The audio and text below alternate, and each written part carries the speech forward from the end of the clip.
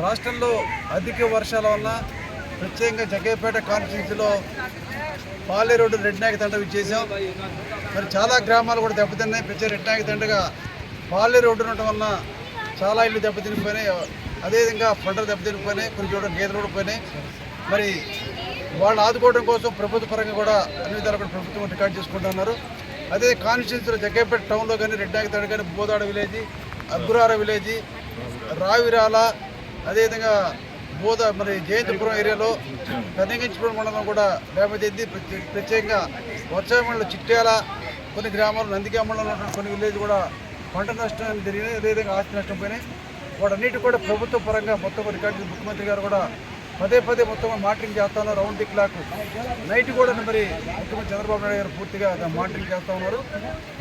ఎవరైతే నష్టపోయారో వాళ్ళందరూ కూడా ప్రభుత్వ పరంగా ఆదుకోవడానికి ప్రభుత్వం సిద్ధంగా ఉంది. అదేవిధంగా మరి ప్రభుత్వం కొన్ని ఏర్పాటు చేస్తూ ఉన్నారని ఫుడ్ కావాలి చోట ఫుడ్ కానీ వాటర్ కానీ అదే మేము కూడా సొంతంగా ఏర్పాటు చేస్తూ చాలామంది స్వచ్ఛందంగా వచ్చి ఏర్పాటు చేస్తున్నారు. ప్రజలు కోరుతా ఉన్నాం, ఎవరైతే అవకాశం ఉంటే వాళ్ళు కూడా మీరు పక్కన వాళ్ళకి సాయం చేయండి. ప్రభుత్వ పరంగా మేము ప్రజాప్రతినిధి మేము కూడా సాయం చేస్తాం. అవకాశం ఉన్న చోట కొన్ని చోట రామ్కో సిమెంట్స్ వాళ్ళు, కొన్ని చోట ఆటాటెక్ సిమెంట్స్ వాళ్ళు, కొన్ని చోట కేసీబీ సిమెంట్స్ వాళ్ళు కూడా ఆదుకుంటా ఉన్నారు.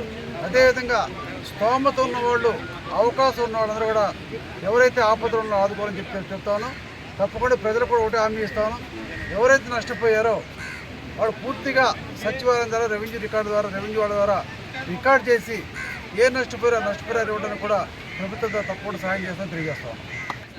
జగ్గయ్యపేట టౌన్లో కూడా మరి వాకింగ్ ట్రాక్ అని చెప్పి ఆ చెరువులో పూర్తిగా అయిపోవడం వలన ఆర్టీసీ కాలనీ, తొరకటపాలెం, కాకానగరు, అదేవిధంగా చెరువు బజారు, తొరకటపాలెం అన్నీ కూడా దెబ్బతినిపోయినాయి, పూర్తి ముప్పు పోయినాయి.